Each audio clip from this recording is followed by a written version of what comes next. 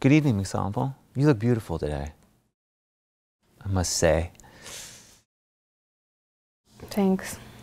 Hello, and welcome to the Spoiler Alert. I'm Brian Cary. And I'm Emily Somple, bringing you news you can use on all things pickled, fermented, and rotten to the core. Speaking of rotten cores, it's apple season here in Sonoma County, which means it's time to preserve for the winter. There are so many ways to preserve our area's apples, such as making jam, fruit leather, dried apple slices, and even homemade hooch. Field correspondent Garrett Martin is on location at Flower & Bone in Santa Rosa, California, with owners Dalia and Jason to learn more about how they preserve at this local Bay Area restaurant. Garrett, take it away. Thanks, Brian and Emily. I'm here with Dalia and Jason from Flower & Bone. Hi guys, how's it going? Good. All right, thanks for having me. This place is beautiful. Thank you so much. We're stoked to have you here. Yeah, thanks, thanks. Yeah. So what inspired you guys to put a restaurant down here? Well, it's just the Naked Pig got so popular and so busy that, I was, jarring all of our ketchup, all of our hot sauce, all of our jam, and I'm strict. So I only do it in season when those fruits are available. Right. So, when you get the onslaught of that, it's actually the majority of the year here in Sonoma County, which is awesome, but it puts you in a state of constant production. Right. And then you have to hold down all of this product for the rest of the year to make sure you can serve all your customers. And we just have so many customers that we really needed more space to be able to produce all of our. But with that, we also started getting known for accepting the neighborhood's fruits and vegetables, and so we're constantly during harvest season getting customers coming in giving us figs or giving us lemons or persimmons or guavas, and so once that started taking shape, then we started being really busy preserving and pickling and fermenting, and each piece of fruit I feel this obligation to treat in some way. So as a chef, what inspires you to create your menus? How does that work for you? Well, I really care a lot about the experience that the customer has. I want it to feel like a little play that you went to. I want it to feel like something that you're not going to forget.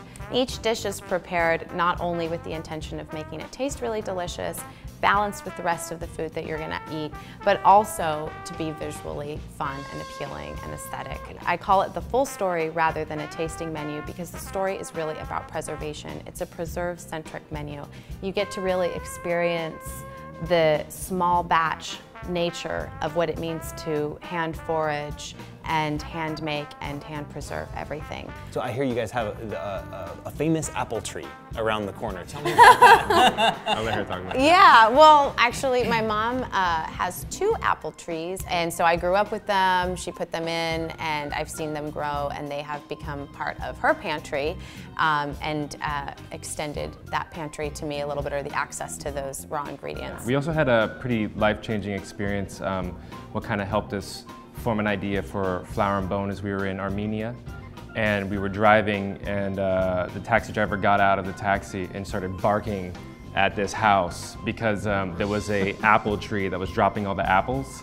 And he was collecting all the ones with worms in it and little ants and critters and stuff like that, and he was like yelling at this guy because he wasn't harvesting the fruit that was on the ground. Wow. And they were just looking at him like, I don't know, And he gets in the car and he has this like shirt full of apples and he's handing it to us and they're eating it, and like it was like, wow, this is the turning point. But it's really just all about inspiring people to continue to live a lifestyle that's healthy for the environment and their bodies. That's great. That's Yeah. inspiring in itself.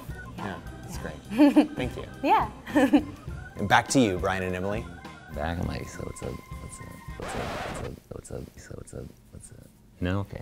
Could be fun. Yum, I will definitely be eating there soon.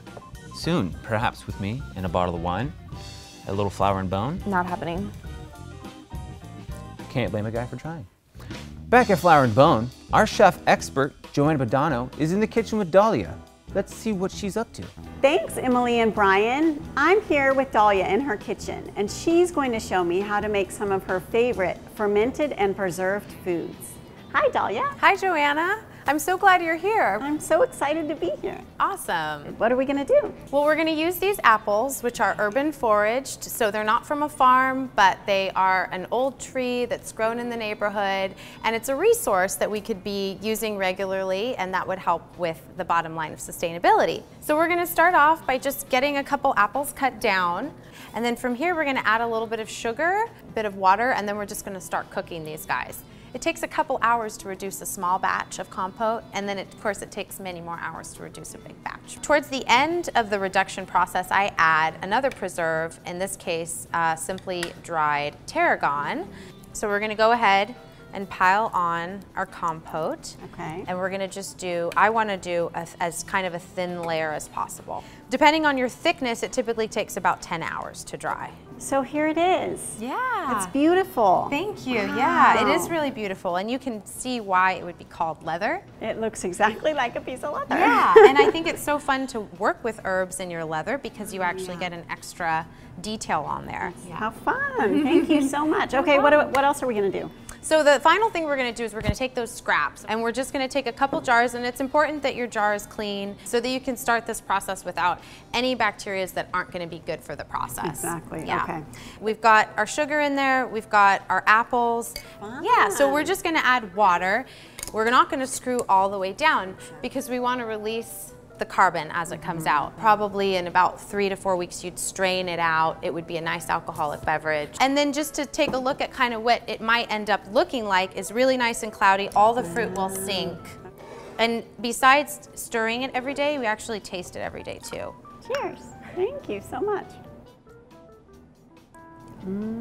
Interesting. Yeah, kind of like beer. A little, exactly. yeah. But it still has the the fruit alcohol and in there. Yeah. the flavor of the fruit you can. The aftertaste is really nice. Exactly. Thanks, Dalia. It's been wonderful being here in your kitchen, and I've learned so much. Back to you, Emily and Brian. Again. You got some hooch? He's drinking all of Pretty our good, no. That's seriously. really good. Seriously, we should try some of this stuff, you guys. Emily, Brian, it's better than my kombucha. Whoa, how did my brother find work? I'd love to see that resume. I don't care. Flower and Bone is located at 640 5th Street in downtown Santa Rosa, California. For more about Flower and Bone and to watch the full interview with Jason and Dalia, visit us at spoiledtoperfection.com and subscribe to our YouTube channel. This is the spoiler alert, and may your days be spoiled to perfection.